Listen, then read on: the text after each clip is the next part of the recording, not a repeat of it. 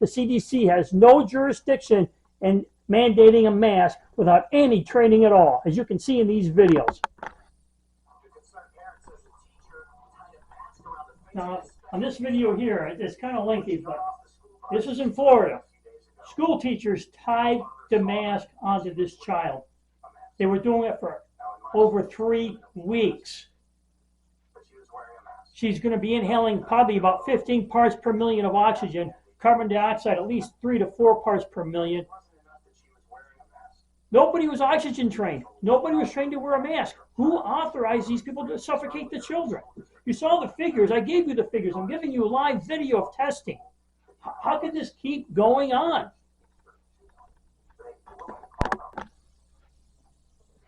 All right, now, this next video on the right is going to be a child from the Bradford Area School District, and on the left is going to be the Bradford Area School Board meeting before school starts. It was in June 29, 2021. And they did put a mask mandate on for the children. They had to wear masks to go to school. We're going to show you what the oxygen levels were. I did a live presentation to the school board. And every one of them, I stood right in front of every one of them and showed them the oxygen levels.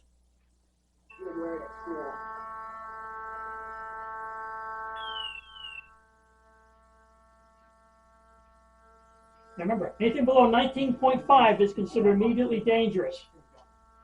All right? Watch the oxygen level drop.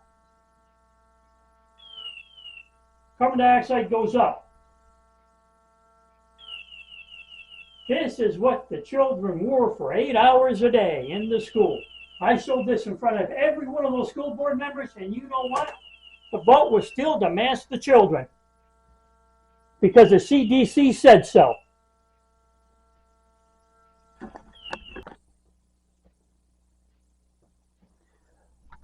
All right, now, here again, we're at the Bradford Area School District. You saw the video of the oxygen level, 16 parts per million of oxygen, and carbon dioxide was climbing. That'd be for 8 hours a day. Now, so slow down just a little bit. Now, these school board members approved the mask mandate. I went twice. Okay, I went twice to the school, and we did live testing for them. And you saw the results I gave them. All right?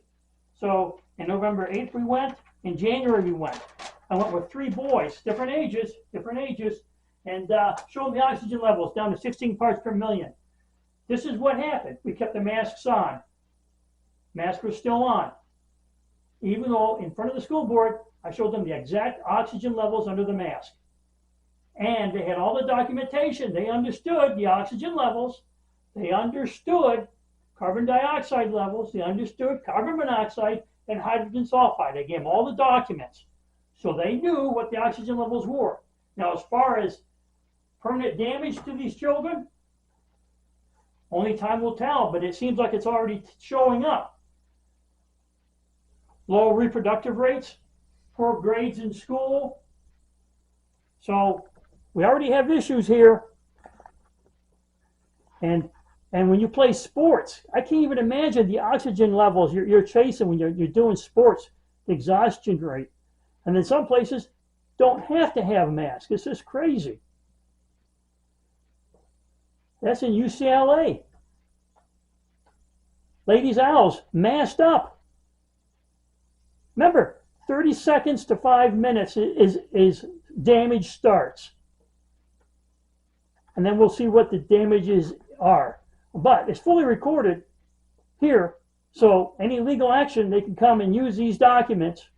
School board had the information. They didn't follow the OSHA guidelines for the masks.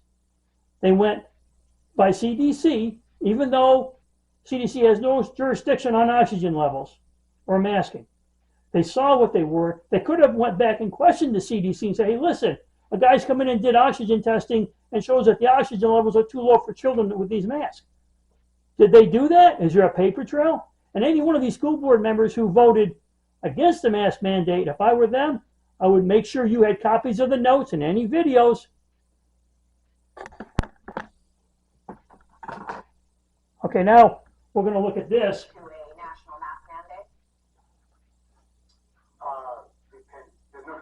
There's no downside.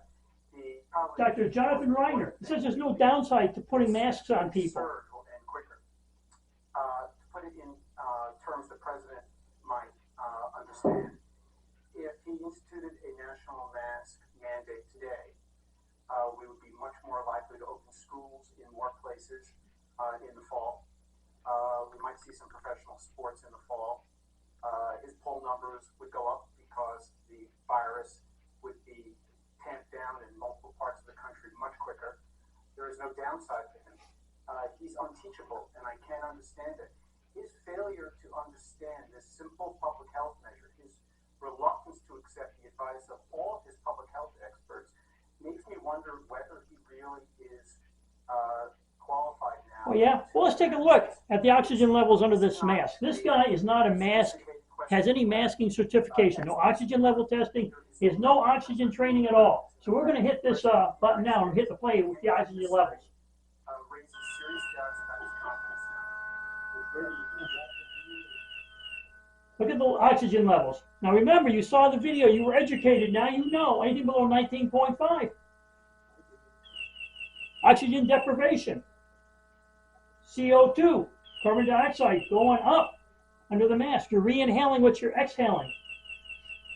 Technically, this is an area nobody would work in the construction field where I work. Nobody would work in. Look at the military. Now we have the military being masked. That's the oxygen levels right there. They're breathing. They're breathing less than that. This is the military being masked. This is what I have to say about that. I want the military, Army, Navy, Marines. You get your own certifications. You get your own studies done on masks, under the oxygen levels under your masks. We don't need the military dying out in the battlefield because they can't breathe. They've inhaled so much carbon dioxide they simply drop dead on the field. All right?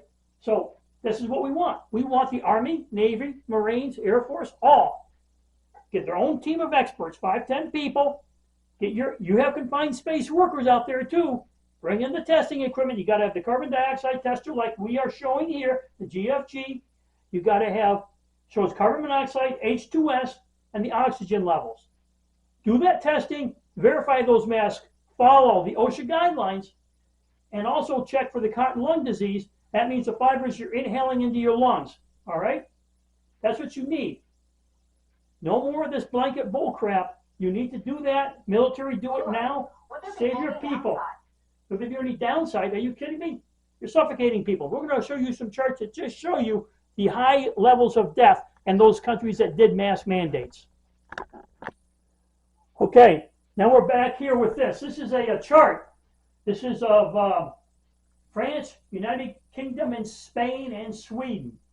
Spain did a mask mandate, suffocated their population. France did the same thing.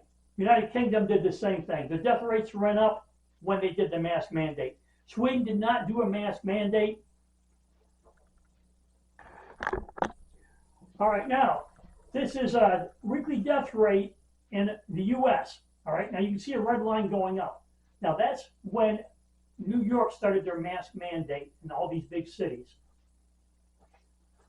Just follow that red line right up. You see the spike, it stays right up through there. You put the mask on the people, for some odd reason they died. I don't understand.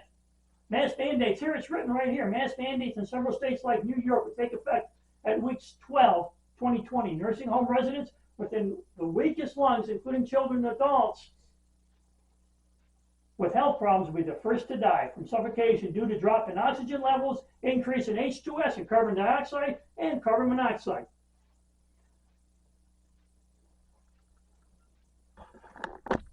Okay, now this is a chart or a graph showing oxygen that's inhaled, oxygen that's exhaled. Oxygen inhaled 21 parts per million, exhaled 16 parts per million. Carbon dioxide 0.04 inhaled, exhaled 4 parts per million. Nitrogen is 79.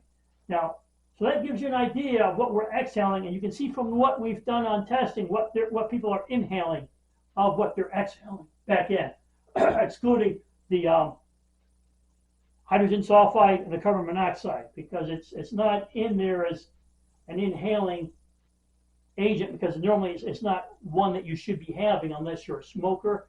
And even if you're smoking, you're smoking some of it, but not at that rate that you're going to re-inhale when the mask is on.